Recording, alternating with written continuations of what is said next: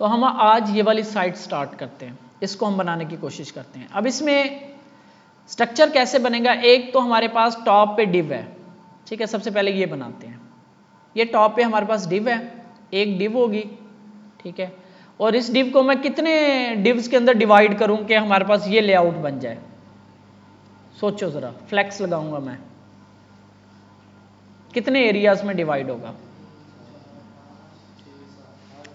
8 में कैसे होगा भाई? 3 हिस्सों में डिवाइड करेंगे। एक ये डिव होगी, एक के अंदर ये आ रहा होगा आपका, और एक के अंदर ये तीनों चीजें आ रही होंगी।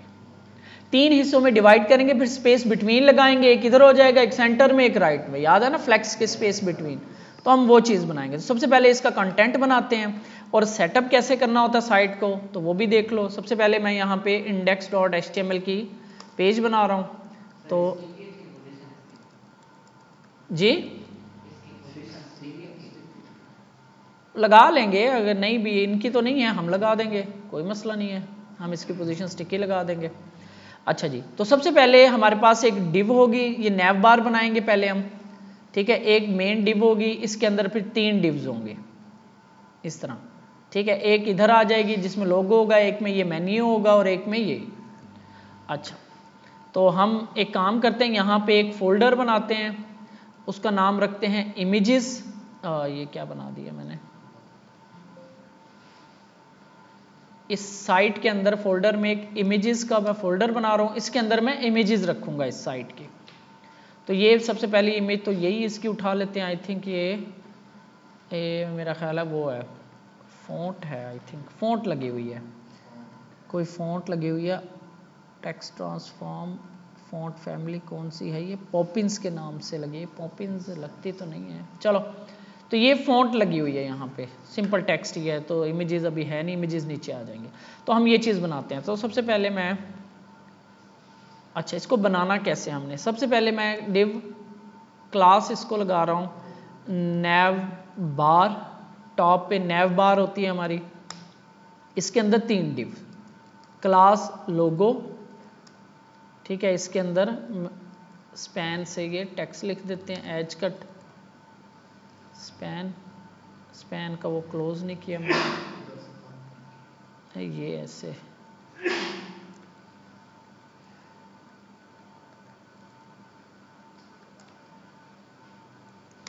ठीक है, ये हमारा लोगो होगा एक डिव।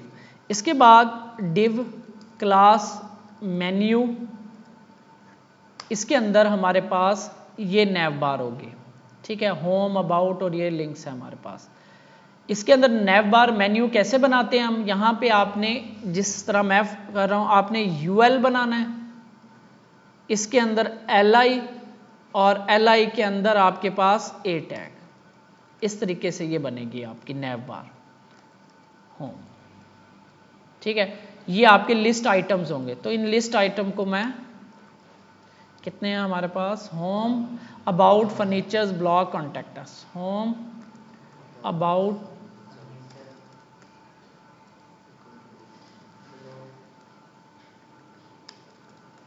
ब्लॉग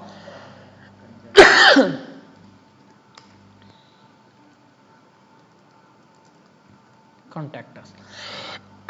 तो ये डिव हमारी नैव बार की आ गई, ये डिव यहाँ से स्टार्ट हो रही है, यहाँ ये बड़ा अहम होता है, यहाँ से आपको पता हो कि क्या हो रहा है, कहाँ पे क्या चीज़ ओपन हो रही है, क्लोज हो रही है। ये डिव एक, ये नैव बार के बाद एक ये डिव, इसके बाद ये डिव, और इसके बाद एक और डिव होगी क्लास आइकन्स में लॉगिन्स, चलो मैं इसका नाम रख देता हूँ लॉगिन्स। इसके अंदर क्या है मेरे पास, एक लॉगिन और ये सर्च वाला आइकन है। तो यहाँ पे मैं डिव लगा देता हूँ, बल्कि ये टैग्स होंगे ahref, लॉगिन वाले पेज पे जा रहा होगा लॉगिन, और इसके अंदर ही वो आइकन लगा हुआ है, और एक आइकन है ahref, ये कहीं नहीं जा रहा होगा, और इसके अंदर वो सर्च वाला आइकन होगा, वो हम अभी ले आते हैं, ठीक है। ये आपका स्ट्रक्चर बनेगा, मेन नैव बार, ठीक है। नैव बार के अंदर आपके पास 3 डिव्स हैं, लोगो, मेन्यू, लॉगिन, ठीक है। लोगो के अंदर एक स्पैन है, और मेन्यू के अंदर एक यूएल पड़ी है, यूएल के अंदर एलाइज है, ठीक है। और यहाँ पे लॉगिन जो राइट साइड पे आपके पास आ रहा है। चले अब इसके CSS स्टार्ट करते हैं इतने से की। तो स्टाइल अच्छा, अब यहाँ पे ना मैं एक्सटर्नल CSS लिखता हूँ क्योंकि CSS इसकी बड़ी होनी है, तो यहाँ पे हम नहीं लिख सकते। हम क्या करेंगे, यहाँ पे एक मैं फाइल बना लेता हूँ style.css। अब CSS जो है मैं इस फाइल में लिखूंगा, ठीक है, इस फाइल में। तो स्टैटिक सबसे पहला हमारा रूल क्या था, जस्ट ये इसमें कोई कंफ्यूज होने की बात नहीं है, जस्ट मैंने यहाँ पे वो स्टाइल लिखने के बजाय एक अलग फाइल में बना दिया, बस यहाँ पे वैसे ही लिखेंगे सारा कुछ। Margin 0, padding 0, box sizing, border box, और यहाँ पे बॉडी का बैकग्राउंड कलर मैं रेड रख रहा हूँ। अच्छा जी, तो अब मैं इस इंडेक्स की फाइल को रन करता हूँ। तो ये आपकी स्टॉप करेंगे और इस फाइल को अब रन करेंगे। तो यहाँ पे देखो आपका बॉडी के कलर नहीं लगा, क्यों नहीं लगा? क्योंकि ये जो CSS की फाइल होती है, इस CSS की फाइल को इस HTML के साथ ना लिंक करवाना पड़ता है, ठीक है। ये अब आपने देखना है कैसे करवाना है। आपने यहाँ पे आना है और लिखना टाइप करना शुरू कर देना है लिंक। तो यहाँ से ऑप्शन चूज करना आपने CSS, एंटर करोगे तो ये आपको लिख देगा, और यहाँ पे आपने इसका पाथ देना होता है, ठीक है। style.css ये इस फाइल का नाम है, ये स्टाइल, और ये एक ही फोल्डर में, सेम फोल्डर में पड़ी हुई है। तो मैं यहाँ पे // के इसी फोल्डर के अंदर ये जो style.css की फाइल है ये लिंक कर रहा हूँ। ये देखो जैसे ही लिंक किया तो ये अब आपकी CSS जो है अप्लाई होना शुरू हो गई, ठीक है। तो बॉडी मैंने बस जस्ट आपको दिखाने के लिए किया था, इसमें बस इतना सा काम है और कोई काम नहीं है। यहाँ पे जो स्टाइल लिख रहे थे वो अब हम यहाँ पे लिखेंगे सारा, ठीक हो गया। अच्छा, यहाँ पे देखो आपके पास तो ये 3 डिव्स हैं, एक के अंदर ये है, एक के अंदर ये ब्लॉग तक का लिंक है, कॉन्टैक्ट अस तक का लिंक है, और एक के अंदर आपके डिव में ये है। तो बॉडी को अभी मैं यहाँ पे ना वो भी ले आता हूँ, फॉन्ट भी ले आता हूँ। कौन सी थी? पॉपिंस थी। तो हम आते हैं fonts.google.com पे, और यहाँ से हम पॉपिंस यहाँ से आपको मिल जाएगी, POPPINS पॉपिंस सर्च करोगे तो ये फ़ॉन्ट है। आपने गेट पे क्लिक करना है, get embedded code at import. तो ये सारा का सारा कोड आपने ऐसे कैसे कॉपी कर लेना है और अपनी फाइल में, अब CSS की फाइल में सारा काम होगा, टॉप पे जाके पेस्ट कर देना है। सेव हो गया, और यहाँ से आपने फ़ॉन्ट फैमिली उठा लेना है, कॉपी किया और ये आपने बॉडी को दे दिया, बस आपका ये स्टार्ट हो गई। ये कुछ ऐसे है। अच्छा, इसको मैं ज़रा बड़ा कर रहा हूँ और इसको मैं छोटा करके आपको दिखाता रहता हूँ कि ये क्या हो रहा है यहाँ पे। इसके बाद हमने बॉडी के बाद हमारे पास है nav बार की मेन डिव। तो .nav बार, तो यहाँ पे मैं इसको border 1px solid red colour का, तो ये आपकी डिव है nav बार की, ठीक है। इसके अंदर कितनी डिव्स हैं? 3 डिव्स हैं। अब हम इसको लगाएंगे फ्लेक्स, डिस्प्ले फ्लेक्स। तो ये एक लाइन में आ गई, लेकिन क्योंकि ये लिस्ट है, ये अंदर पड़ी हुई है, हमेशा फ्लेक्स जो होता है किस पे असर करता है? अपने डायरेक्ट चिल्ड्रन पे। इसकी जो 3 डिव्स है ना, इस पे असर कर रहा है। ये जो मेन्यू के अंदर जो UL पड़ी है ना, इस पे असर नहीं करेगा। फिर हमें इसकी UL को फ्लेक्स लगाना पड़ेगा, ये अपने इस LIs को कंट्रोल करेगा, एक लाइन में लेकर आएगा। तो हमने अभी सेटिंग अभी जस्ट ये कर रहे हैं। तो इसके बाद इसको मुझे जस्टिफाई कंटेंट स्पेस बिटवीन, तो ये आपका एक इधर चलेगी, एक इधर चलेगी और एक दिमाग में, और यहाँ पे अलाइन आइटम्स सेंटर कर देता हूँ। तो ये अपने डिव के सेंटर में आ गई, ठीक है। और थोड़ी सी इसको मैं पैडिंग देता हूँ, टॉप बॉटम से 5 पिक्सल, राइट लेफ्ट से 20 पिक्सल, थोड़ा सा ये अंदर की तरफ हो जाए। अच्छा, ये इसको मैं दे रहा हूँ, और अब इसको हम एक लाइन में लेकर आते हैं। यहाँ पे इसको क्लास क्या लगी हुई है? मेन्यू की। इस डिव के अंदर, मेन्यू के अंदर UL को जाके फ्लेक्स लगाना है हमने। तो डॉट मेन्यू के अंदर UL को हमने जाके डिस्प्ले कर देना है फ्लेक्स। तो जैसे हम करेंगे ये एक लाइन में आ जाएगा। और इसके ये ना डॉट्स आ रहे हैं, इस डॉट्स को खत्म करना है। तो डॉट को ख़त्म करने के लिए हमें लिखना पड़ता है लिस्ट स्टाइल नन, तो ये आपके डॉट्स भी ख़त्म हो गए। अब इनमें थोड़ा सा गैप देना, ये क्या कर रहा है, ये यूएल अपने इन एलाइज को कंट्रोल कर रही है, ठीक है। तो अब इनमें गैप देने के लिए हम गैप प्रॉपर्टी हमने पढ़ी थी, गैप, तो मैं इसे 10px बल्कि 20px कर देता हूँ, तो इनमें ये गैप आ गया। और इसका ये अंडरस्कोर ख़त्म करना होता है, तो ये बेसिकली हम ना सब पे करते हैं, ये ए टैग को बाय डिफ़ॉल्ट अंडरस्कोर लग जाता है, तो हम यहाँ पे बॉडी के बाद आते हैं और यहाँ पे आके हम ए टैग को सिलेक्ट करते हैं और हम करते हैं लिस्ट, ये होता है आपका टेक्स्ट डेकोरेशन नन, अंडरस्कोर ख़त्म करने के लिए आपकी ये चीज़ लगेगी। और ये इसकी ना मैं पैडिंग टॉप बॉटम के ना ज़रा बढ़ा रहा हूँ और राइट लेफ्ट से ना मैं 30 कर रहा हूँ जी।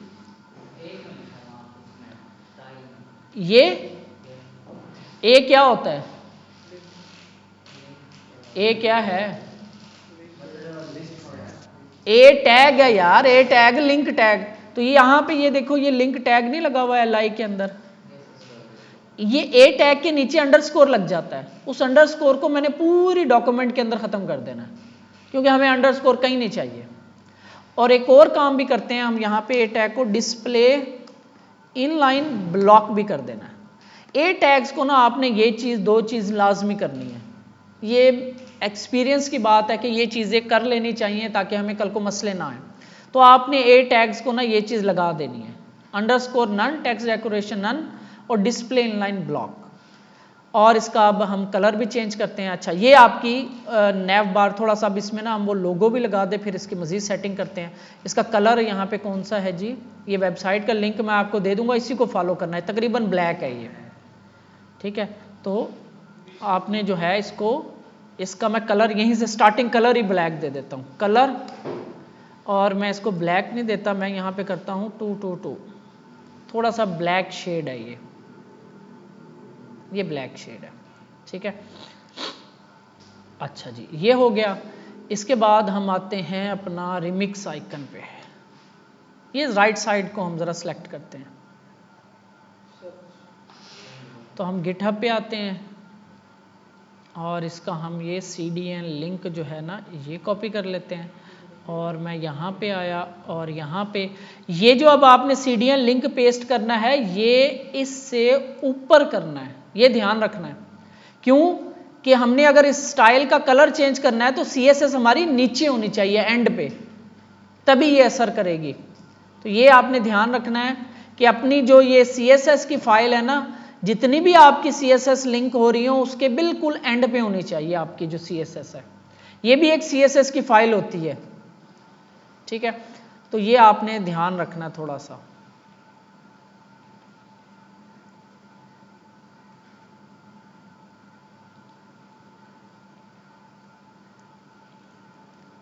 तो हम अभी नैव बार पे काम कर रहे हैं,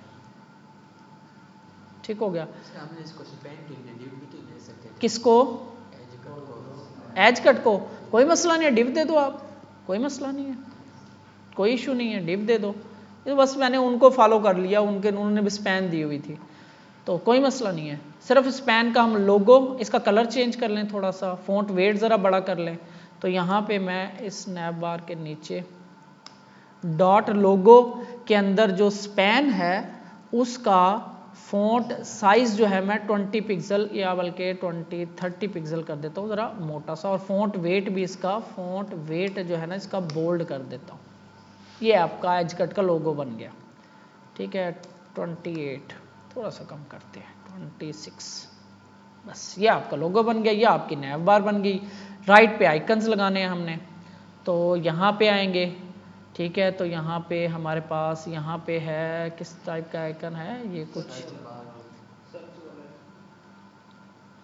इनको तो बंद करें ना, ये एक्स्ट्रा खुले हुए हैं।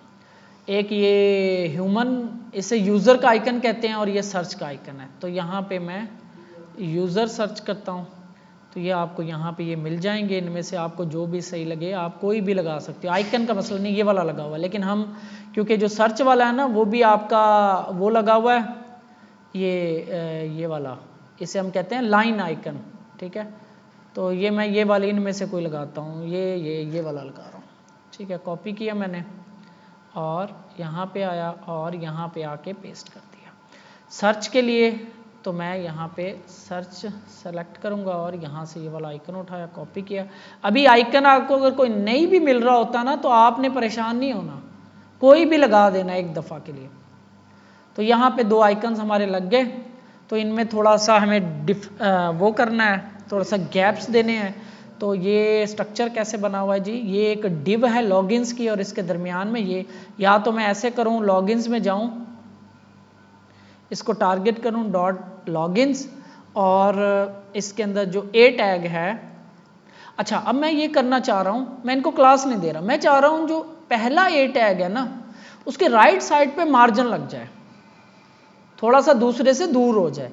तो वो कैसे करूँगा बगैर क्लास के, ये देख लो यहाँ पे हमारे पास जो लॉगिन्स है ना इसके अंदर 2 ए टैग्स हैं, ऐसे ही है, लॉगिन्स के अंदर हमारे पास 2 ए टैग्स हैं।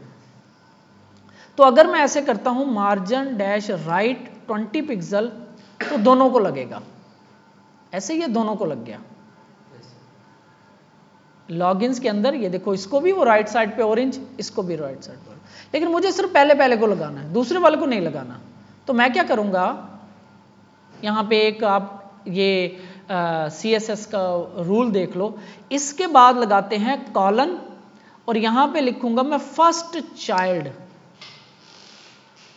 ठीक है, तो ये जो पहला इस लॉगिन्स के अंदर जो पहला ए टैग होगा उसको जाके लग जाएगा। अब देखो ये देखो ये लगा हुआ है, दूसरे को देखो नहीं लगा हुआ। ठीक हो गया। तो ये एक सिलेक्टर है CSS का, इस तरह से फर्स्ट चाइल्ड होता है। इसी तरह अगर मैं कर दूं लास्ट चाइल्ड तो ये अब दूसरे वाले को लगेगा क्योंकि आखिरी चाइल्ड इसका ये दूसरा ही है, ये देखो। ठीक हो गया।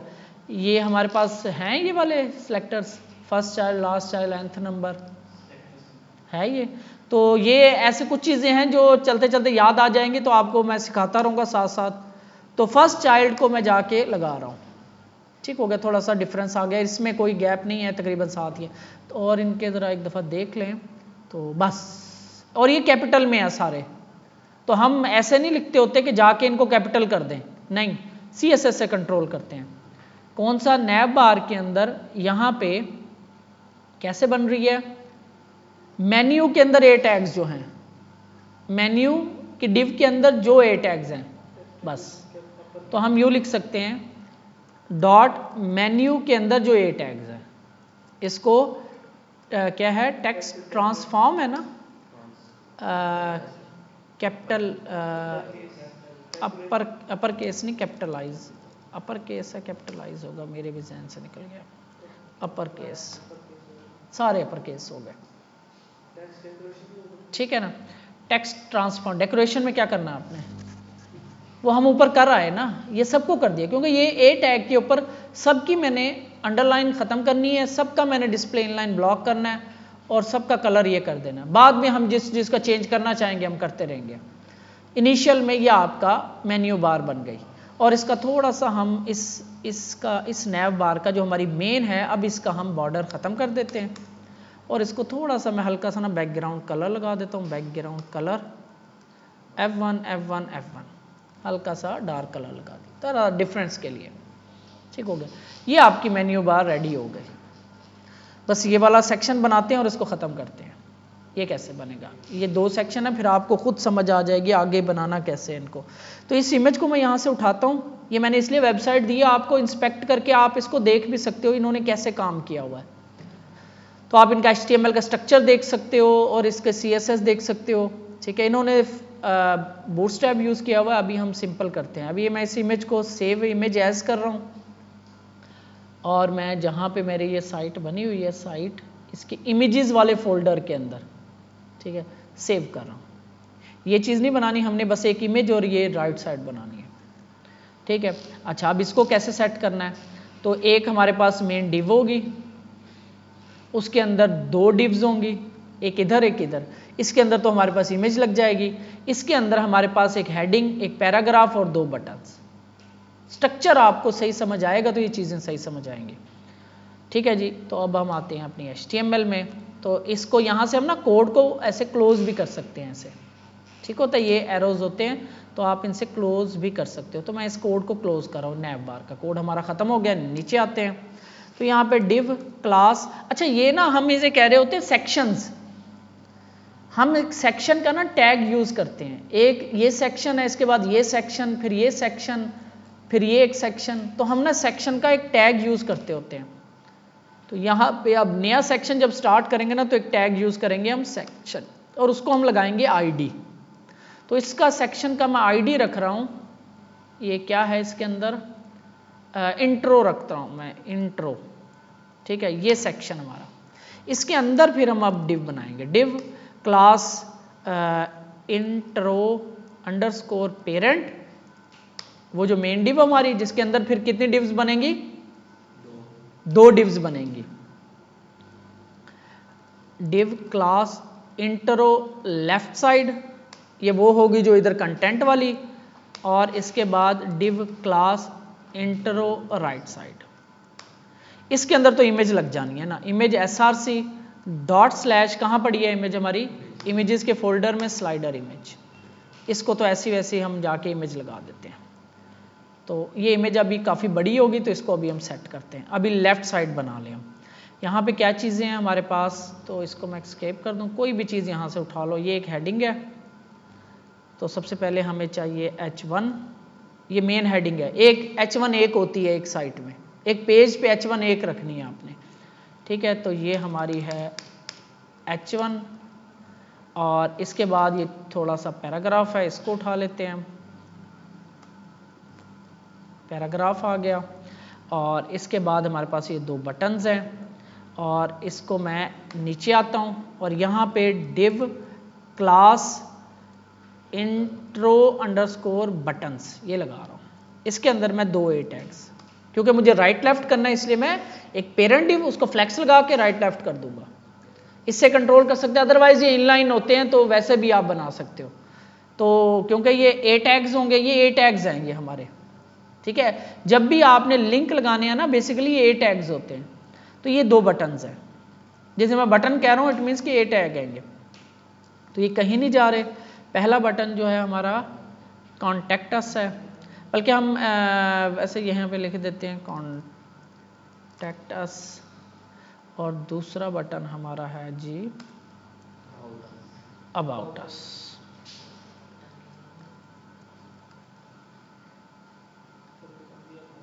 ठीक है, ये हमारा एक, ये हम रिफ्रेश करें तो ये इनलाइन ये आ रहे हैं आपके ए टैग्स, ये एक है और ये दूसरा भी। इनको हम स्टाइल करते हैं, पहले पेरेंट से स्टाइल स्टार्ट करना है।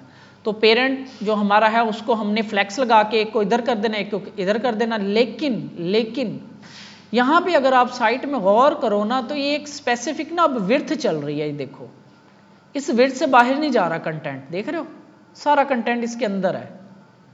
तो एक हमें ना स्पेसिफिक विड्थ बना लेनी है। ये देखो, ये वाला भी होगा ना, तो ये भी देखो इस विड्थ के अंदर चल रहा है सारा कंटेंट, एक तरतीब से चलना है हमने।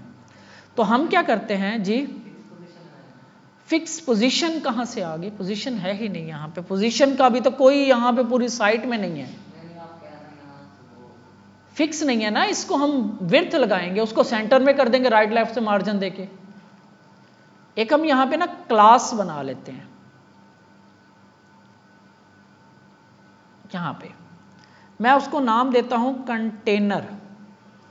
इसको मैं विड्थ लगा रहा हूँ 1200 पिक्सल की, फिक्स विड्थ दे रहा हूँ, और इसको मैं मार्जिन दे रहा हूँ टॉप बॉटम से 0 और राइट लेफ्ट से ऑटो, ताकि ये सेंटर में रहे बस। और इसको एक दफ़ा बॉर्डर लगा के आपको दिखा दूँ, 1px सॉलिड रेड कलर। इसका काम क्या होगा, सिर्फ विड्थ देना कंटेंट को, ताकि कंटेंट 1200 पिक्सल से बाहर ना जाए, और उस डिव को सेंटर में रखना। इस क्लास का ये काम होगा। तो यहाँ पे हमने इसके पेरेंट को, इसको मैं कट करता हूँ, यहाँ पे एक डिव बनाता हूँ क्लास, इसका नाम रख कंटेनर, वो जो मैंने बनाई है, इसके अंदर मैं ये आइटम रख रहा हूँ। सेव करता हूँ, तो अब ये देखो आपकी ये 1200 के अंदर, अब ये बाहर नहीं जाएगी, ठीक है। सिर्फ इस डिव को मैं यूज करूंगा सिर्फ कंटेंट को कंटेन करने के लिए। कंटेंट हमारा 1200 पिक्सल के अंदर रहे और सेंटर में रहे। ये डिव मेरी बस ये काम करिए। इसके अंदर फिर एक डिव है और उसके अंदर 2 डिव्स है। कोई मसला आए जहां पे पूछ लो, मैं चलता रहूंगा, टाइम थोड़ा है। बस इसको मैं सेट करता हूं और अब मुझे किसको लगाना है, फ्लेक्स किसको लगाना है इसमें से बताओ? इंट्रो पेरेंट को, इसको लगाना है मुझे फ्लेक्स। ये कंटेनर का काम, सिर्फ इस डिव का काम होगा कंटेंट को 12 पिक्सल तक रखना और सेंटर में रखना, इसका ये काम है। बाकी हम इसके ऊपर कोई काम नहीं करेंगे। और मैं जाके यहाँ पे आता हूँ, डॉट थोड़ा सा मैं जल्दी कर रहा हूँ, अब डिस्प्ले फ्लेक्स कर दूंगा तो ये आपका लेफ्ट राइट हो गया। और यहाँ पे विड्थ इसकी ज़्यादा है, मैं क्या करता हूँ, इसकी जो एक क्लास और बना रहा हूँ, तो यहाँ पे मैं इस क्लास का नाम रख रहा हूँ फुल विड्थ 100%। ये क्लास यूज़ होगी हमारी, जिसको फुल विड्थ लगानी होगी हम जाके ये क्लास लगा देंगे। तो हम यहाँ पे आएंगे क्लास फुल विड्थ, तो ये इमेज जो है अपनी फुल विड्थ ले लेगी जो इसको अवेलेबल होगी, ठीक है। और अब मुझे इसको सेंटर में लेकर आना है, तो मुझे यहाँ पे जो इसको मैंने लगाया है डिस्प्ले फ्लेक्स और अलाइन आइटम्स सेंटर, तो ये सेंटर में आ गई, ठीक है। और ऊपर से मुझे ज़रा नीचे लेकर आना है, तो मैं या तो मैं इसके अंदर पैडिंग लगा दूं या उसको मार्जिन लगा दूं नीचे, ठीक है। ये अब आपके ऊपर होता है, ये अब एक्सपीरियंस से चीज़ें आती हैं। तो मैं क्या करता हूं, इस पेरेंट को ना पैडिंग लगाता हूं। पैडिंग टॉप बॉटम से मैं तकरीबन 80 पिक्सल की लगा रहा हूं, टॉप से नीचे पैडिंग, और राइट लेफ्ट से 0।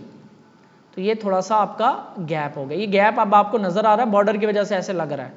तो जब मैं इसका बॉर्डर खत्म करूंगा इस कंटेनर क्लास का, तो ये आपको ऐसे नजर आएगा, ठीक है। ये कुछ साइट हमारी ऐसे बनना शुरू हो गई है।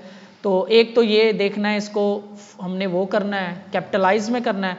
तो ये H1 सारे ही इसमें कैपिटलाइज हैं, ये H1 नहीं है, ये कोई भी क्लास होगी, इसे हम क्लास दे लेते हैं, एक क्लास बना ले। जब ऐसा एक काम हमें बार बार करना होता है ना, तो एक क्लास बना लेते हैं उसकी हम। तो यहाँ पे मैं एक क्लास बनाता हूँ, मैं कहता हूँ सेक्शन अंडरस्कोर हेडिंग। ये हर सेक्शन की हेडिंग है।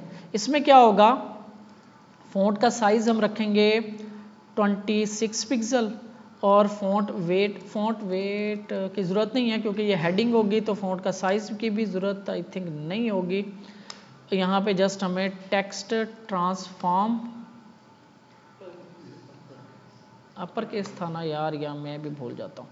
और अब जाके इसको हम ये क्लास लगा देते हैं, इस H1 को जाके क्लास क्या नाम था, सेक्शन हेडिंग अंडरस्कोर हेडिंग। तो ये आपकी अपर केस हो गई, ठीक है। इसके बाद सेक्शन हेडिंग की फ़ॉन्ट दिए, और यहाँ पे देखो ना ये 2 लाइनों में है, यूअर के बाद ये आ रहा है। तो यूअर के बाद जो यूअर है ना, ये यूअर, इसके बाद मैं BR दे देता हूँ ताकि ये 2 लाइनों पे चला जाए, ठीक हो गया। फ़ॉन्ट का साइज इसका बड़ा है, तो यहाँ पे जो ये सेक्शन हेडिंग्स है ना, ये छोटी हैं, आई थिंक एक ही साइज आ रहा है, नहीं छोटी हैं। चलो हमको एक साइज दे देते हैं सेक्शन हेडिंग को। फ़ॉन्ट साइज 26 दिया है ना, तो मैं 30 दे देता हूँ, ठीक है। ये बड़ी होगी। इसके नीचे मार्जिन है, तो इस सेक्शन हेडिंग के नीचे ही दे देता हूँ मार्जिन बॉटम 20 पिक्सल। ये तकरीबन हर एक के नीचे आ जाएगा क्योंकि यहाँ पे भी थोड़ा बहुत मार्जिन होगा, तो हम कॉमन मार्जिन से चलते हैं। इसके बाद हमारे पास पैराग्राफ है। पैराग्राफ में भी अगर आप गौर करो तो कुछ एलिट के बाद है BR और कुछ ये मैक्सिम के बाद है, तो हम भी ऐसा ही कर लेते हैं। ये वर्ड जो एलिट आ रहा है इसके बाद BR लगा देते हैं, और एक जो मैक्सिम आ रहा है ये वाला, इसके बाद भी BR लगा देते हैं। तो हमारा ये 3 लाइनों पे चला जाएगा, ठीक है। ये हमारी बटन्स हैं। अब इसको स्टाइल करते हैं। तो यहाँ पे आप देखो इन दोनों में क्या चीज़ कॉमन, 2 बटन बना लेते हैं, एक ये ऑरेंज बटन और एक ये सी ग्रीन टाइप है। तो हम यहाँ पे सबसे पहले क्लासेस बना लेते हैं। Dot orange BTN। अच्छा जी, क्या है जी, इनको पैडिंग लगी हुई है, मैं देख के मैं आइडिया लगा रहा हूँ। टॉप बॉटम से 10 px और राइट लेफ्ट से 20 px, ठीक है। और बैकग्राउंड कलर जो है इसका कुछ ऑरेंज सा आ रहा है, ये ऑरेंज नहीं है लेकिन बहरहाल हम एक दफ़ा लगा देते हैं। और कलर वाइट, ठीक है। ये क्लास हम जाके अब लगा के देखते हैं अपनी, सॉरी यहाँ पे आना था मैंने, और पहले वाले को क्लास ऑरेंज BTN, तो ये आपका बटन बन गया, ठीक है। इसके बाद एक और बनाते हैं क्लास, तो सेम चीज़ें ही हैं तकरीबन। तो यहाँ पे जस्ट कलर हमारा हो जाएगा सी ग्रीन टाइप सा कुछ कलर, फिर आप चेंज कर लेना खुद से, ठीक है। तो कुछ यहाँ पे कलर है, कुछ ऐसा, चले मैं ये लगा कलर आप चेंज कर लेना। गलत, अच्छा ये ऑरेंज था और ये सी ग्रीन BTN, कॉपी किया, सेव किया मैंने, और यहाँ पे जाके इसको क्लास लगा देंगे हम सी ग्रीन BTN। तो ये आपके दो बटन हैं। ऊपर से ज़रा इस पैराग्राफ को मार्जिन लगा देते हैं, या इन बटन्स को मार्जिन पैराग्राफ को लगाना ज़्यादा बेहतर है, ठीक है जी। तो ये पैराग्राफ किस में है जी, किस में आएगा, इंट्रो लेफ्ट के अंदर, इंट्रो लेफ्ट के अंदर एक ही पैराग्राफ है, तो हम इसको क्लास लगाने की ज़रूरत नहीं है। जस्ट हम यहाँ पे आते हैं, इंट्रो लेफ्ट के अंदर जो एक पैराग्राफ है, इसको मार्जिन बॉटम लगा दो 20 पिक्सल, तो ये आपका 20 पिक्सल का मार्जिन हो गया। और ये जो दो बटन्स हैं, याद है ना, पहले को राइट साइड से मार्जिन लगा देते हैं। कैसे, इसकी HTML देखते हैं। तो यहाँ पे है ये इंट्रो बटन्स और उसका फर्स्ट चाइल्ड और उसका मार्जिन राइट, इंट्रो बटन्स, ए टैग फर्स्ट चाइल्ड को, ए टैग का फर्स्ट चाइल्ड को मार्जिन राइट 20 पिक्सल, तो ये आपका मार्जिन राइट आ गया। 20 ज़्यादा है तो यहाँ पे मैं 15 कर रहा हूँ, ये आपका मार्जिन आ गया।